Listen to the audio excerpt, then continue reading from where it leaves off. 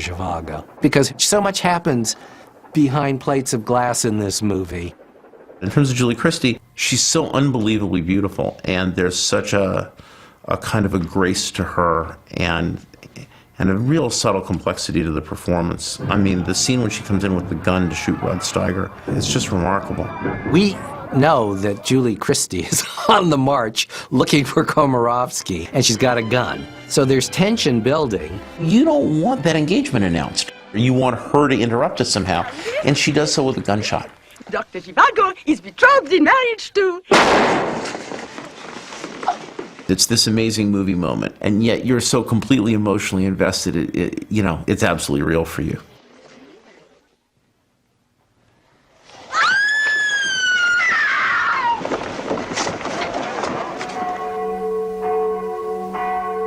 Although David is known for epics, what he really was the master was the intimate epic.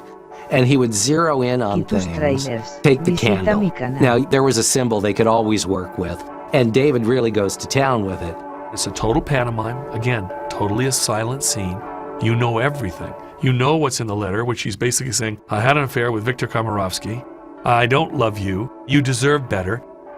I think that David Lean understands that the audience supplies their own answers much more when you're not telling them things. And it's a way of forcing the audience to participate, which I think is brilliant that way. And of course, Tom Courtenay, he dissolves in tears, even though he's been betrayed. It's such a beautiful example of the collaboration of filmmaking. The photography is so brilliant. The interesting thing is the images they got on film were no lesser than the ones we could get on film today. But then you realize what these guys were up against with the technology available at the time. And that was still fairly primitive technology. There was nothing digital. But for me, the thing that inspired me and made me so in awe of Zhivago was that it was shot by Freddie Young. And I shot my first feature when I was 19. So it was, for me, Freddie Young, it was something unattainable. And that scale of filmmaking, I've always been a big fan of that. The party looked to the conscript peasants, most of them wearing their first good pair of boots. When the boots wore out, they'd be ready to listen. David was always so brilliant at taking the setting and the backdrop of whatever that historical event was and bringing it back to its impact and its effect on that character, to just give it a personal resonance. By the second winter of the war, the boots had worn out. Compositionally, the shots are remarkable, how much they let play out within the frame. And I love that shot of the eyeglasses falling into frame. I saw that and I thought, oh, that looks like a pain in the ass to try to get those glasses to fall correctly right at that moment. And then through the glasses, having the action play out in the lens behind them is pretty. But it's all in these impressionistic little pieces, which are wonderful because you're bringing yourself to it. Your imagination is stronger than anything you can see graphically. Act 1 of Dr. Zhivago closes with a shocker. The husband of Julie Christie, whom we're led to believe he was killed during one of the very early battles of World War I. Turns out he's this much feared revolutionary. And a quick shot, and then bam, intermission.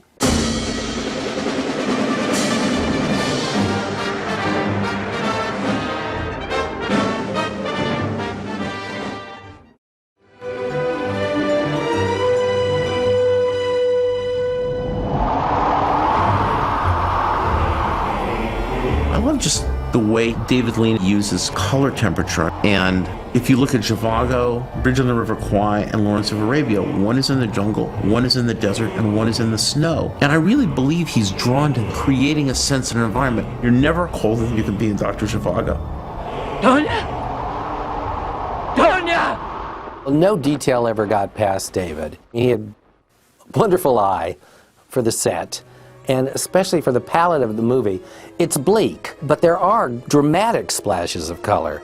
Most of the color choices in the movie seem to be blues, blacks, grays, some whites, and a very deliberate use of red. Red for blood, red for the balalaika that belonged to Yuri's mother, red for that somewhat decadent restaurant, and most excitingly and disturbingly, the red dress that Lara wears. He sort of spins her in front of a mirror, and all you see is the dress. You can't even see her head. Julie Christie's red dress, you know, the Scarlet Woman. And then you had these beautiful daffodils to denote the spring. And there's that gorgeous sunflower in the hospital after Lara is carried away in the caravan. And it's almost as if this flower is crying. It's like a painting, but clearly it's also a symbol with a capital S, if you're paying attention to the effects of her and their love. When you've started work, you'll get a ration book. I've always worked. In terms of whether this is a political story, no, it's a story about, you know, this love affair, but it does tell a lot of things about Russia in a very good way, and the evolution of that revolution and what happened to Russia. There was living space for 13 families in this one house. Yes. Yes, this is a better arrangement, comrades. More just.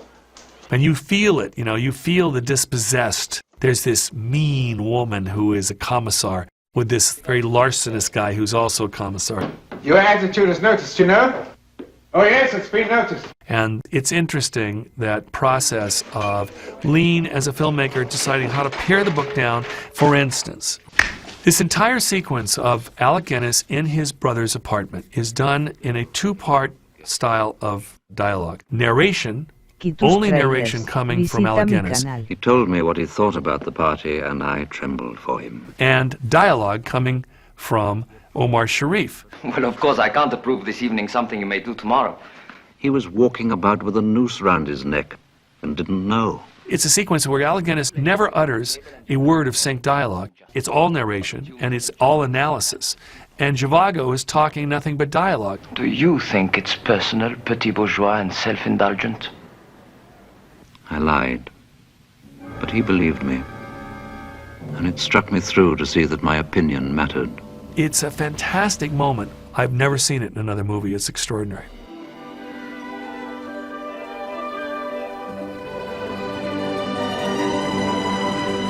David was the master of transitions. The most famous one in Dr. Zhivago is the montage with Lara's theme in full rhapsody. And we go from Zhivago sort of scratching at the window to looking out, field of daffodils, to a single daffodil to Julie Christie's face, and then the lovers reunited. And that's Dr. Zhivago. People will always talk about Lean's scope, and that's true. His master shots, brilliant, the size of everything. But I give Robert Bolt and I give John Box, his production designer, a great deal of credit also. Because what they're doing in the production design and specifically in the script, combined with the filmmaking, is they do a lot of things that's paid off in the storytelling. In all of his movies, there's a kind of mysticism that he was clearly trying to access, and I think what maybe David wasn't doing with camera movement, he was doing with set design. I have to say I questioned the Ice Palace because it was so obviously not real that it sort of bounced me out of the rest of the narrative. Anna told me to write at this desk. But it was so utterly romantic, I suppose, is the term. I can't think of anything else. And so John Box unashamedly kind of made it, you know, look like magic. But that didn't matter. It didn't matter a damn.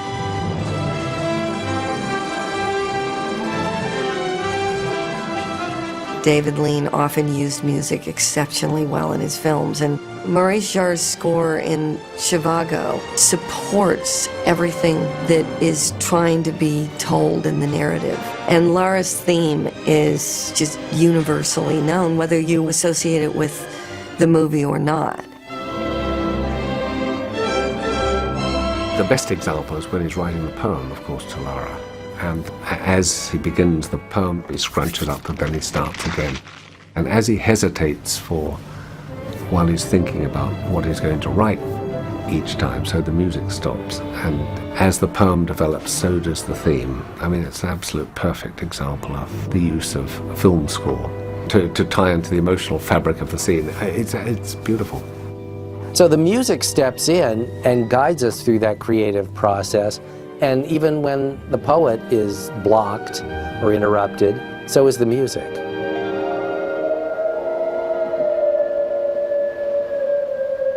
So the music really is part of Zhivago's character. Yuri's a poet, but we never see any of his poetry. Maurice Jarre's music is employed as a kind of interior voice for Zhivago's poetic yearnings, imaginings, longings. This is what's going through him.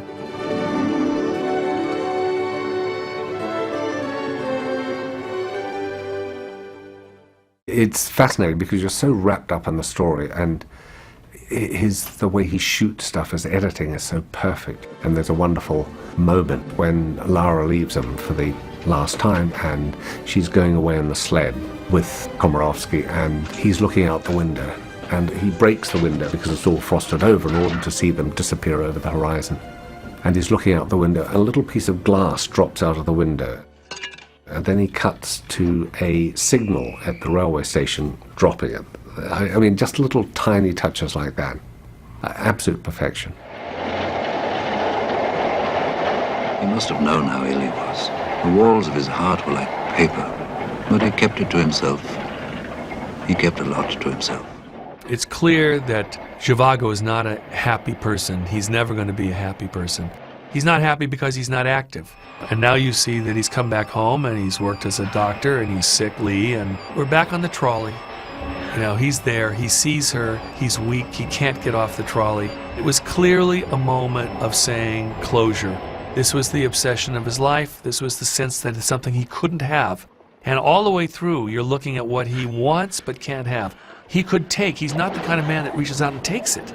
He never could. Komorowski reaches out and takes it. He's this guy who's just so mild and observes, and she's within reach, he has a heart attack and dies.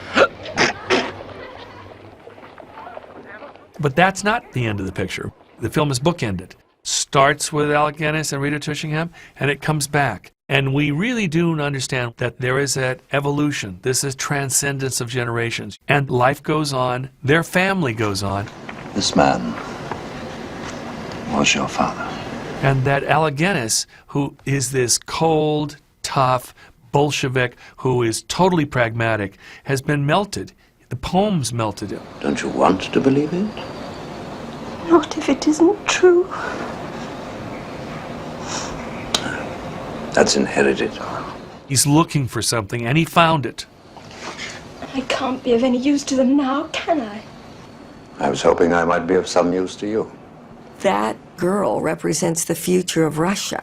You don't understand any of that in the beginning, and it doesn't necessarily make any sense until you've seen the entire movie. And she's got a new boyfriend. She's part of the new communist youth. And the scene, which starts in the first bookend, dark, is light. I'm an operator. And what do you operate? That. It's sunny, it's beautiful, the water looks very pure. There's this whole cleansing idea that it's going to be a new era. There is a legacy of hope that continues. For this saga and for this struggle, life itself continues, and it's a happy ending. Something comes out of this. Can you play the balalaika? Can she play? She's an artist! She's been given the gift. She's an artist. She plays the music, which signifies that life goes on. Life is bigger than communism. Things will evolve. Ah. Then it's a gift. Zhivago bombed the first week it opened. It got the most tepid reviews. They weren't terrible. They weren't good. I think the main criticism was it was too English. There were no Russian passions to it. First of all, we're in the middle of the Cold War when it came out. The Russians were considered our enemy, our arch enemy. When, of course, the perception, and probably correctly so, of Russia at the time was one of almost Stalin-type kind of existence. She died or vanished somewhere in one of the labor camps, a nameless number on a list that was afterwards mislaid. Russia was this dark abyss of a place that the film represented in an entirely romantic way. The whole movie, the look, the lushness of the movie, the sheer grandeur of the movie, the landscapes, everything else, I'm sure that had something to do with it. What Lean is doing here is tremendously bold because he's taking on the Bolshevik Revolution and Russia's evolution from a czarist country into what eventually led to the Cold War, at the height of the Cold War, right? And he's trying to express that in sort of balanced and human terms as much as he possibly can. It seems you burnt the wrong village. They always say that, and what does it matter? A village betrays us, a village is burnt. The point's made. Your point, their village. The studio head, Robert O'Brien, said to David, David, it's a good picture. I'm going to put $1 million into advertising it. And what happened was the musical theme got played everywhere.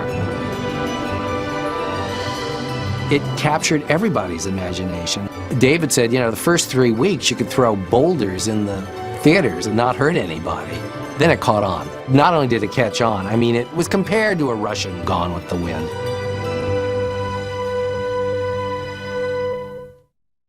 I think Zhivago arguably was the last movie of its kind, almost the last to be made, and certainly the last to justify having been made in the sense of making money. Because suddenly you'd had Bonnie and Clyde, and then later on you'd had Blow Up. I mean, the revolution was taking place on the screens, and David was old-fashioned. He refused to believe that a good story went out of fashion. And it may be that epics also had worn out their welcome, that the audience was interested in seeing something that's a change of pace. I think one of the reasons that filmmaking changed so much was that equipment got a lot lighter. When 35mm cameras became handheld, it was like an explosion. It got to a point where you could actually carry a soundproof camera around on your shoulder, and that changed the whole style. And there was a lot of experimentation going on that was really exciting to be part of. I don't think Lean knew to do it another way, and I think that he was probably content to be himself and to tell his story that way. Lean wants it to feel deliberate. He's fine about it. He wants you to feel how expensive the set is, how much he built, how much he controlled the palette, how he's guiding you through this experience, how deliberate the whole thing is, how lush it is. It's a movie-going experience, and that's what you feel when you leave. I think that he's the kind of filmmaker where whether or not at the time his movies came out the critics supported what he was doing, or even the audience necessarily would support what he was doing, I think that he's definitely stood the test of time.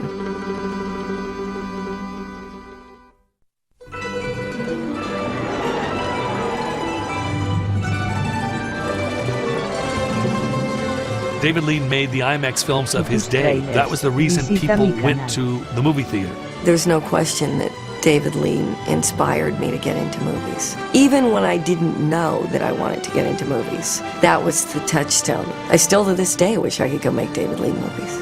If you think about the word epic in its original definition, an epic is the history of a people, and David Lean Zhivago is a genuine epic. And we're not used to that in movies anymore. And it has all the complexity of an epic novel, which is what it went after. It really is an era and a part of the art form that sort of has died in many respects. And so I think there's a lot to learn from him. David Lean's craft is that he is exactly that, a craftsman. His craft was at the pinnacle of cinematic technology. It's part of our history. It's part of our history of filmmaking. And it's a beautiful story. I always watch a Lean film before I direct any film. It's just the attention to detail, the sheer perfection that he had in terms of just filmmaking. So it's really going back to school when I watch a Lean film. I just simply watch it. My mouth drops open by the end of it, and I come out just shaking my head thinking I'll never ever be able to achieve that. This isn't me, Yuri. Yes, it is. No. It's you.